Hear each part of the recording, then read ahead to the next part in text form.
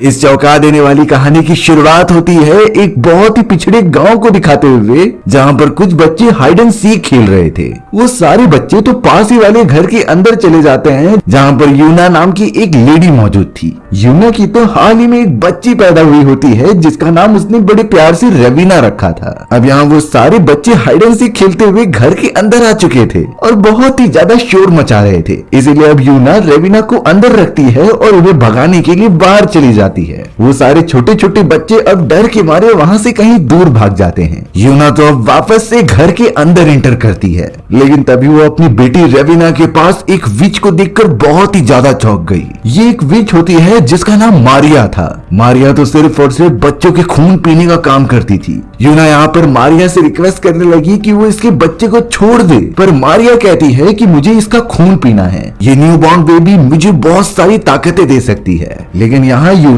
मारिया के सामने भीख मांगने लगी थी कि मेरी बेटी को छोड़ दो, मुझे इसके साथ एटलीस्ट 16 साल तक रहने दो, जब तक ये बड़ी नहीं हो जाती। दरअसल ये यूना का दूसरा बच्चा था और उसका पहला बच्चा जन्म लेने से पहले ही मर गया, यानी कि वो एक मदर बनने का सपना पूरा ही नहीं कर पाई। लेकिन इस बार वो अपनी बेटी को बड़ा करना चाहती थी। इसीलिए अब यूना मारिया से वादा करती है कि 16 साल के बाद वो अपनी बेटी को उसे सौंप देगी। उसके बाद वो जो चाहे उसके साथ वो करे। इन्हीं सारी चीजों के निशान के तौर पर यूना ने अपने हाथ पर एक छोटा सा कट लगा दिया था, जिससे कि उसके और मारिया के बीच में की गई डील को याद रखा जाए। मारिया भी अब इन सारी चीजों को समझती है और एक कर्ज देकर उन सभी को वहां से चली जाती है। यूना के पास तो अब कोई ऑप्शन नहीं था। वो अपनी बेटी रवीना के साथ कैसे भी करके दिन काटने लगी। यूना को हमेशा डर लगा रहता है, इसीलिए वो रवीना को अपने घर से थोड़ी सी दूरी पर लेकर चली जाती है, जो एक पूरी तरीके से गुफा थी और वहाँ पर कोई भी नहीं आया जा करता था। यूना तो अपनी बेटी रवीना को उसी जगह पर रखती और बाहर नहीं जाने देती।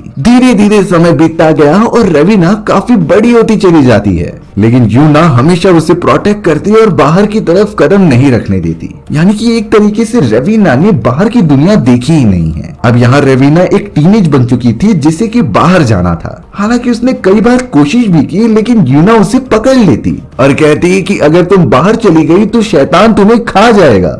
यही सारी चीजें करते करते आज यहाँ पर 16 साल बीत जाते हैं। यानी कि यहाँ पर यूना को पता था कि शायद वो विच यहाँ पर जरूर आएगी। अगले मोमेंट में यूना यहाँ पर उस गुफा के अंदर एक ईगल को देखती है। वो तुरंत ही समझ गई कि ये ईगल जरूर उस विच का होगा, जो 16 साल बाद यहाँ पर नजर रखने आया है। यूना तुरंत ही उस ईगल को मारने लगी, जिसे कि रवीना बड़े ध्यान से देख रही थी। यूना पत्थरों के पीछे चली गई और अब अचानक से उसके सामने आ जाती है। यहाँ पर यूना अब खुद रवीना से कह रही थी कि मैं तुम्हें बाहर लेकर जाऊंगी। वो दोनों अब कैसे भी करके बाहर आ जाते हैं। रवीना पहली बार इस पूरी दुनिया को एक्सप्लोर कर रही थी और वो काफी एक्साइटेड भी होती है, लेकिन ये नहीं समझ में आया यूना जो उसे इतने साल से गुफा के अंदर प्रोटेक्ट करके रखती थी, वो अचानक ऐसे कैसे बदल गई। यूना तो अपनी बेटी रवीना को लेकर एक झोपड़े में आ जाती है, जहाँ पर एक जानवर बंधा हुआ था। उसने सबसे पहले जानवर को मारा और उसे खाने के लिए रवीना को दे दिया। रवीना जो कि एक आदिवासी ग्रुप से बिलोंग करती थी, वो तो उसे खाने लगी। अब यहाँ बाहर निकलने के बाद यूना पता नहीं वियर्ड बिहेव कर रही थी और उसने अपने नाखूनों से रवीना के छाती पर थोड़ा सा स्क्रैच मार दिए। फिर बाद में वो उसकी तरफ आग लेकर आती है तो वो पूरे घाव भर गए।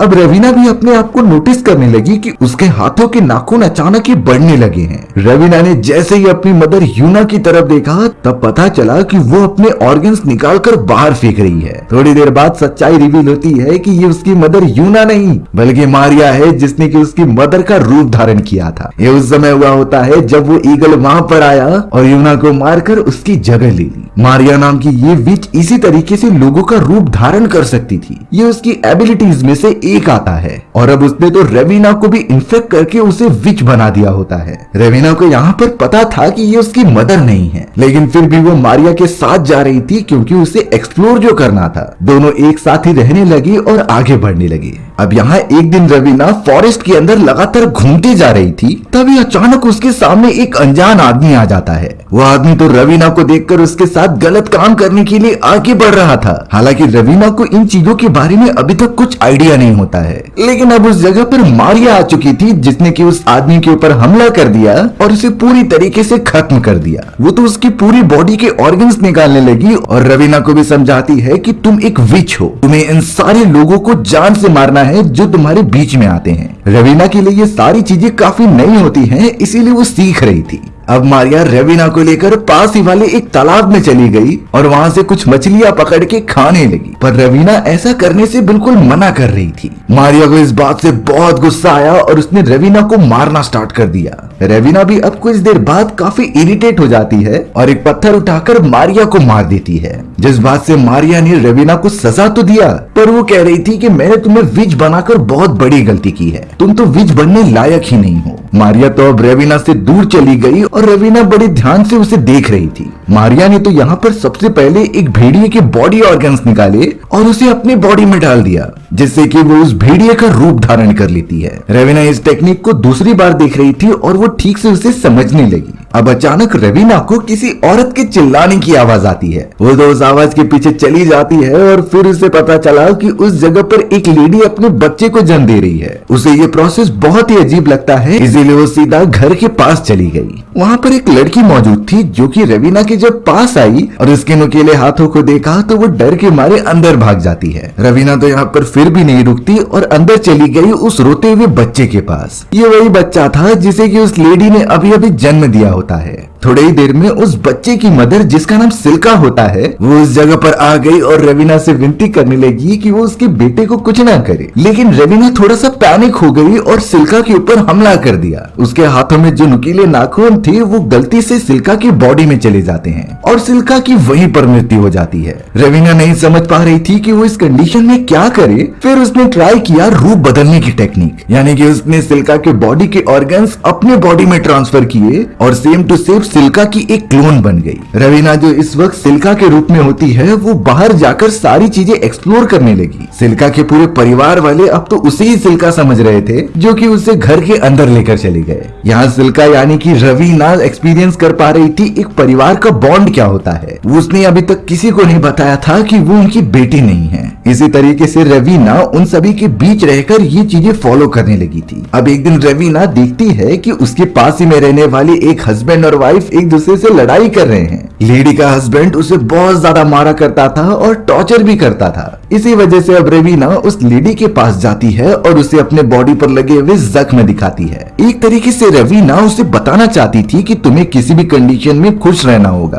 तुम इसका सामना करो और इसे ओवरकम कर जाओ। ये बात शायद उस लेडी को समझ में आ जाती है और वो अपने हस्बैंड को ही छोड़ देती है। अब यहाँ एक रात मारिया रवीना के सामने आ चुकी थी, जिसने कि अभी भी सिल्का का रूप धारण किया होता है। मारिया तो रवीना को यही बताती है कि तुमने जेल चुनी है और यही सारे लोग तुम्हें एक दिन जान से मार देंगे। रवीना ये सारी बातें नहीं समझ पाती, लेकिन फिर भी वो उसी फैमिली के अंदर मौजूद रहती है। अब रात होने पर रवीना जब सोई हुई थी तो वहाँ पर सिल्का का हस्बैंड आ जाता है और वो तो सिल्का के साथ जबरदस्ती इंटीमेट होने लगा था। उसे क्या पता कि ये सिल्का नहीं बल्कि रवीना है। रवीना कुछ समय तक तो सहन करती है और फिर बाद में सिल्का के हस्बैंड को जान से मार देती है। रवीना तो अब सीधा वहाँ से कहीं दूर निकल गई। अब रवीना अपने सामने एक कुत्ते को देखती है जिसे कि उसने मार दिया और उसके बॉडी ऑर्गन्स को अपनी बॉडी में डाल दिया। रवीना अब कुत्ते में कन्वर्ट हो गई थी और आगे जाकर एक्सप्लोर करने लगी। फॉरेस्ट में जैसे ही इंटर होती है तभी कुछ लड़के दिखाई दिए जो लड़कियों के बारे में बहुत ही ज्यादा गंदे कमेंट कर रहे थे। इसीलिए अब उन्हें मजा चखाने के लिए रवीना अपने ओरिजिनल फॉर्म में आ जाती है और नदी के पास जाकर नहाने लगती है। उन्हीं लड़कों में से बोरिस नाम की एक लड़की की नजर रवीना के ऊपर पड़ी और वो रवीना के पास अट्रैक्ट होता हुआ चला आया, जो उसके साथ फिजिकली इंटीमेट होने की कोशिश कर रहा था। लेकिन रवीना ने उस बोरिस नाम के लड़के को बहुत बुरी तरीके से मार दिया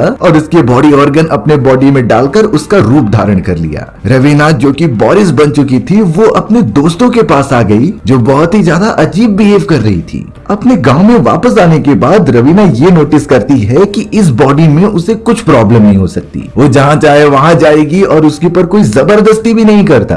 पर अफसोस रवीना का बिहेवियर तो चेंज नहीं होने वाला। रवीना जो कि बोरिस थी वो डॉल से खेलने लगी और लड़कियों की तरह बातें करने लगी और लड़कियों की तरह बिहेव करने लगी, जिससे कि उसके गांव वालों को लगने लगा कि बोरिस के ऊपर किसी शैतानी आत्मा का साया है जिसने कि उसे एक नामर्द बना दिया है। उस दिन इसी तरीके से रवीना ने बोरिस बनकर गुजारे, पर अब उसके सामने मारिया नाम की विच आ चुकी थी जिसने कि रवीना को पहचान लिया था। मारिया तो रवीना को वापस से समझा रही थी कि तुम चाहे कितनी भी कोशिश कर लो, ये इंसान तुम्हें कभी नहीं अपनाएंगे। अब रवीना यानी कि बोरिस एक बच्चे के पास आ गया जिसके पेरेंट्स उसे डांट रहे थे। तब जाकर बोरिस उस बच्चे की मदद करने लगा। बोरिस यानी कि रवीना देखती है कि उसे एक लड़की अपनी तरफ इशारा करके बुला रही है, इसीलिए वो उसे देखने के लिए चली गई। फिर बाद में पता चला कि वो लड़की बोरिस से इम्प्रेस होकर उसके साथ इंटीमेट होना चाहती है। वो दोनों अब इंटीमेट होने लगे, जिसके बाद रवीना को बहुत ही अच्छा फीलिंग हो रहा था। उसने भले ही बोरिस का रूप धारण किया होता है, लेकिन उसे इंसान के साथ इंटीमेट होकर खुशी मिल रही थी। अब जब यहाँ रवीना यानी कि बोरिस सोया हुआ होता है तो उससे कुछ बच्चों के चिल्लाने की आवाज आने लगी। वो जब तुरंत ही जाकर देखने लगा तो वो बच्चे कहने लगी कि हमारी एक फ्रेंड नीचे गिर चुकी है। रवीना अब तुरंत ही उसे देखने के लिए नीचे की तरफ आई। वो बच्ची तो ऊपर से गिरने के बाद अधमरी हो गई थी और उसका इलाज करना नामुमकिन था।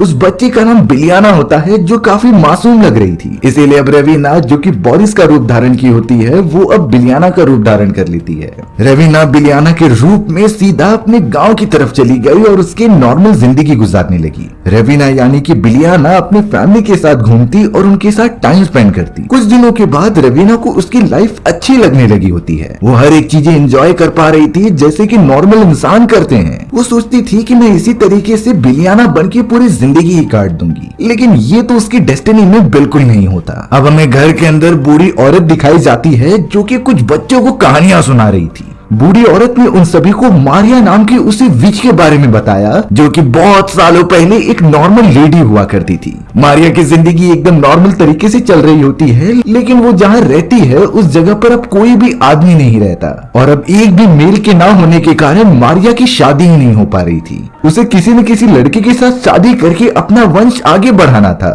इसी वजह से मारिया काफी परेशान रहने लगती और उसके फैमिली वाले भी कुछ नहीं कर पा रहे थे। अब एक दिन मारिया जब अपने कमरे के अंदर चली गई तो वो देखती है कि किसी जानवर को एक खतरनाक विच खा रही है। वो विच काफी ज्यादा डरावनी थी जो कि मारिया को देखकर वहां से जाने लगी, लेकिन मारिया यहाँ पर उस विच से जाकर कहती है कि प्लीज मुझे एक लड़का दिला दो जिससे कि मैं शादी कर सकूं। उस विच ने पता नहीं क्या समझ लिया और अपनी नुकीले नाखून से मारिया के सीने पर स्क्रैच कर दिया और उसके ऊपर स्पिट कर दिया होता है। यानी कि हमें साफ साफ दिखाई दे रहा था कि उस विच ने मारिया को भी अपने जैसा बना दिया है। अब एक दिन मारिया के पास एक आदमी आता है। वो तो मारिया के लिए अपने बेटे का रिश्ता मांगने आया था, जिससे कि मारिया बहुत ज्यादा खुश हो गई और उसके फैमिली वाले भी मान जाते हैं। मारिया एक दिन उसी लड़के से मिलने के लिए उनके घर पर चली गई। तब जाकर उसे असली सच्चाई का पता चलता है कि उस आदमी का बेटा बहुत बीमार है। उसे एक अनजान बीमारी थी जो कुछ समय के अंदर मरने वाला था। इसीलिए उनकी फैमिली चाहती थी कि मारिया उससे जल्द से जल्द शादी करके इंटीमेट हो ताकि उस आदमी का वो बच्चा पैदा कर सके,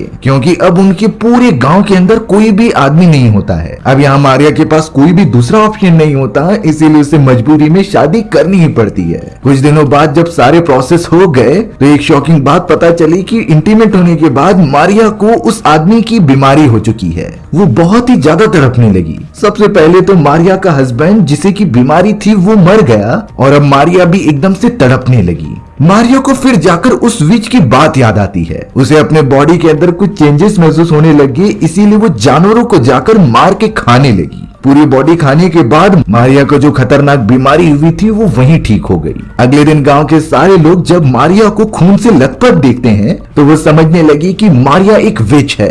इसीलिए अब कोई और रास्ता ना होने के कारण मारिया को भरे गांव के सामने जला दिया गया। हालांकि एक विच होने के कारण मारिया मरती नहीं, उसके तो पूरी बॉडी की स्किन ही जल चुकी थी और वो जिंदा थी। तब से लेके आज तक मारिया इसी तरीके से विच बनकर अपनी जिंदगी काट रही है। अब कहानी में मौजूद ये पूरा सीन प्रेजेंट टाइम पर शिफ्ट हो जाता है। अब तो हमें यहाँ पर रवीना को दिखाया गया जो उस छोटी बच्ची की बॉडी में रहते हुए काफी बड़ी हो चुकी थी। उसने शुरुआत से बहुत सारी चीजें एक्सपीरियंस की और उन लोगों के बीच में रहकर उनका एक हिस्सा बन गई। रवीना को लगने लगा कि वो इसी तरीके से अपनी जिंदगी गुजार लेगी। रवीना को तो ओवेन नाम के एक लड़के से प्यार भी हो गया था, जिसके साथ वो आगे चलकर शादी भी करेगी और अपने वंश को आगे बढ़ाएगी। हालांकि यहाँ पर मारिया रवीना को पहले ही आकर चौकन्ना करती है कि अगर ओवेन को इसके बारे में पता चला कि तुम विच हो तो वो तुम्हें जलाकर खुद ही खत्म कर देगा। अब यहाँ कुछ समय बाद रवीना और ओवेन की शादी हो जाती है। दोनों एक दूसरे के बहुत ज्यादा क्लोज आ जाते हैं और एक दिन इंटीमेट होने के दौरान ओवेन को बड़े बड़े नाखून दिखाई दिए थे रवीना के। वो इस बात से तुरंत ही समझ गया कि रवीना एक विच है,